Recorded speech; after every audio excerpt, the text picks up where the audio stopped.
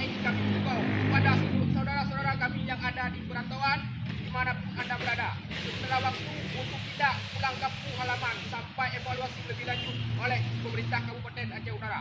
Dengan ini kami sampaikan perhatian, kami ucapkan terima kasih. Wassalamualaikum warahmatullahi wabarakatuh.